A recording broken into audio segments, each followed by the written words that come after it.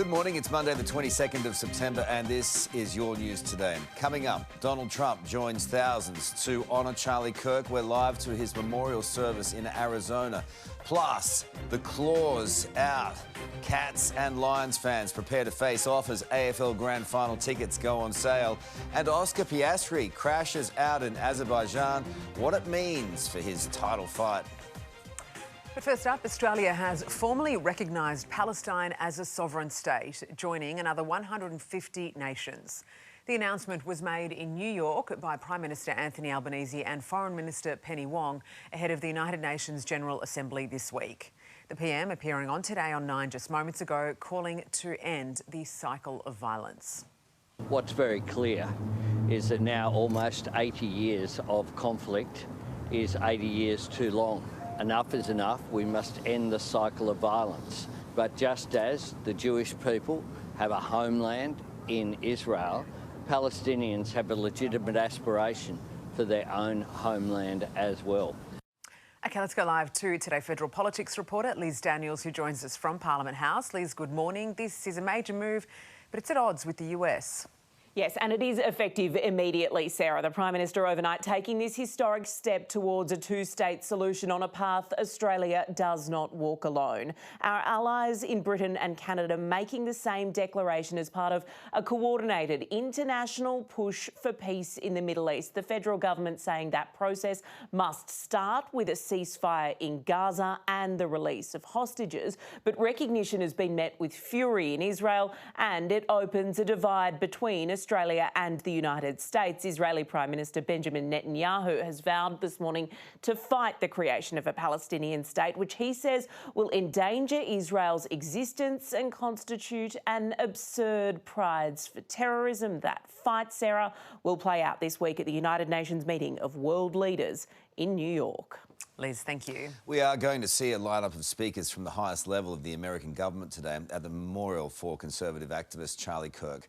Let's go live now to US correspondent Reid Butler in Arizona. Reid, good morning to you. Donald Trump is now in the stadium with tens of thousands of supporters. That is right, Carl. Donald Trump is inside. You can see there are still people trying to get into the State Farm Stadium here in Arizona. It is absolutely packed, but outside there is a small collection of protesters, and what we're seeing here is a few clashes. That bloke there with the sign saying no kings, no liars, no fascists. You can see Donald Trump supporters going up and confronting those protesters, and it is getting a little bit ugly here, but as you probably saw behind me before, there is a heavy police presence. I spoke to a woman who was waiting in line who had just been involved in a bit of a verbal shouting match with one of those protesters. Here she is. They're standing there protesting against Trump, okay? Charlie Kirk is not just about Trump. He died so they could stand here and do what they're doing. A man lost his voice, and they're standing here protesting him. Carl, inside it is all about unity right now, camaraderie, but outside you're getting a little glimpse of the political divide that's currently ripping through the United States. Reid, thank you. Thousands of Hong Kong residents have been evacuated from their homes after a World War II bomb was found by construction workers. It took the bomb disposal unit more than 9 hours to safely defuse the fully functional 450-kilogram US-made weapon. 72 people have been arrested in the Philippines during anti-corruption demonstrations. Protesters are being accused of hurling rocks, bottles and firebombs at police officers, leaving 70 of them wounded. The anger was sparked after politicians allegedly stole funds meant for flood prevention projects. Air travellers are facing another turbulent day at a number of European airports following a cyber attack. London's Heathrow Airport warned flyers of delays as it attempts to recover from the outage. Brussels, Berlin and Dublin airports are still boarding passengers manually and are not sure how long the issues will last. Corporate heavyweights believe the writing is on the wall for the embattled Optus CEO, likely to be terminated within weeks. Let's go live to today's Sydney reporter Jack Hahn. Jack, good morning to you. The telco ignored at least 5 calls about 000 being down. Yeah, that's correct, Sarah. Good morning to you. And new reports this morning suggest those callers went through to an offshore call centre and that the overseas operators had no idea what 000 meant and were none the wiser to the fact. Of course, it's the emergency services number here in Australia. The telco also admitting this morning that this outage spread to remote parts of New South Wales, with at least 2 callers in this state unable to connect to 000. With all of this in mind, corporate heavyweights speaking to the paper this morning suggest the writing is on the wall and that Stephen Roux will be sacked within weeks. Who takes over the top job? Now the question, one possible contender, former New South Wales Premier and current Optus executive Gladys Berejiklian. Sarah. All right, Jack, watch this space, hey? Thank you. Police have seized multiple guns owned by the wife of High Country fugitive Desi Freeman, accused of fatally shooting 2 police officers last month. The Herald Sun revealing police visited a Pawnpunka property linked to Freeman's wife Amalia shortly after the manhunt began and removed the firearms. The guns are not believed to have been used in the shooting. Desi Freeman has now been on the run for 25 days.